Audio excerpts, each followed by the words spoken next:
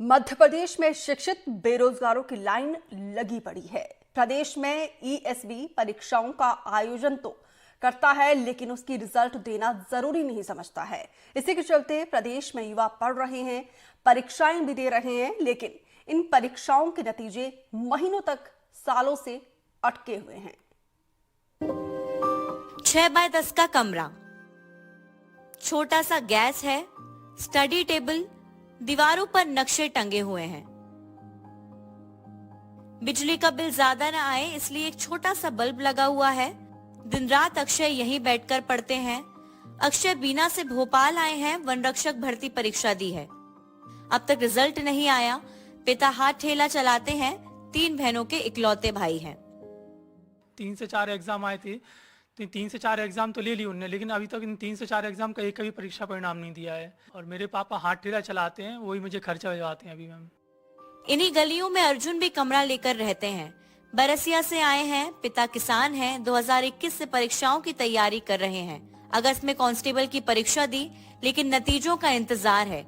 Library और coaching centre के चक्कर लगा कर परेशान है। जितना खर्च घर से मिलता है, उसमें जैसे तैसे काम चल रहा है। कब हुई थी परीक्षाएं? अगस्त में हुई थी। अगस्त में दिया था एग्जाम मैंने। रिजल्ट्स अभी रिजल्ट ही नहीं आया, उसमें तो रिजल्ट ही तो नहीं आ रहा है। रिजल्ट नहीं आ रहा। रिजल्ट्स नहीं आ रहे तो यहाँ किसका इंतजार कर रहे हैं फिर आप? अभी प्रिपरेशन कर रहे हैं, अब क्या कर सकते हैं उसका फिर। तो अभी इंतजार ही कर सकते हैं। तो पूछते तो हैं कि घर वाले की अभी कितना क्या है, तो क्या बोलेंगे उनको कि मतलब कि अब क्या बताएं कि उनको कि ऐसा है और रिजल्ट दे नहीं रहे हैं ऐसा। व्यापम ने तीसरे दफे अपना नाम बदला। पिछले साल कुल 15 परीक्षाएं ईएसबी ने कराई। कई के रिजल्ट अभी भी अटके हैं।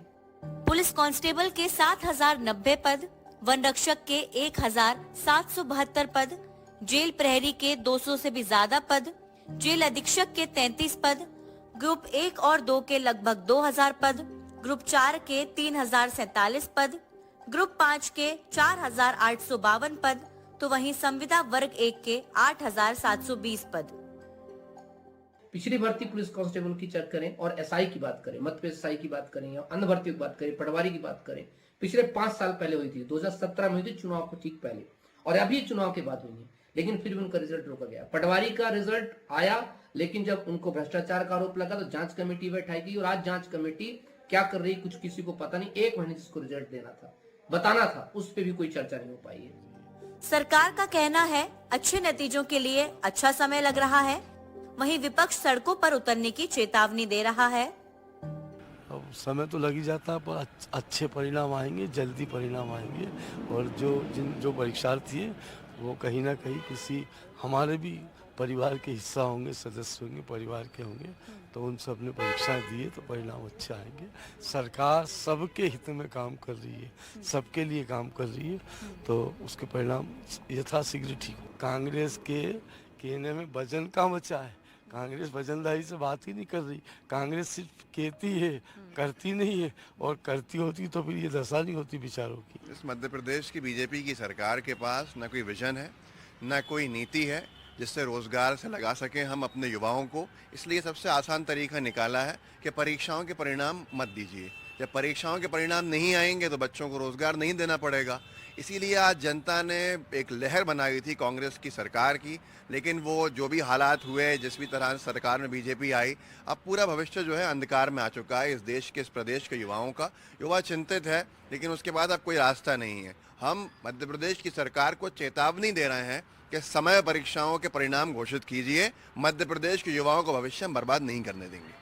व्यापम कहें या फिर कहें एमपीईएसबी यानी कि Madhya Pradesh employ selection board, अब ये पता लगाना जरूरी है कि यहाँ पर परीक्षाएं ली जाती हैं या फिर मध्य प्रदेश के युवाओं के सब्र का इम्तिहान लिया जाता है। क्योंकि परीक्षाएं हो रही हैं लेकिन रिजल्ट्स नहीं आ रहे हैं और युवाओं का भविष्य अंधकार में जाता जा रहा है। जब हमें वन रक्षक या फिर कांस्टेबल नहीं मिलेंगे तो पता नहीं प्रदेश का भविष्य किस तरफ जाएगा।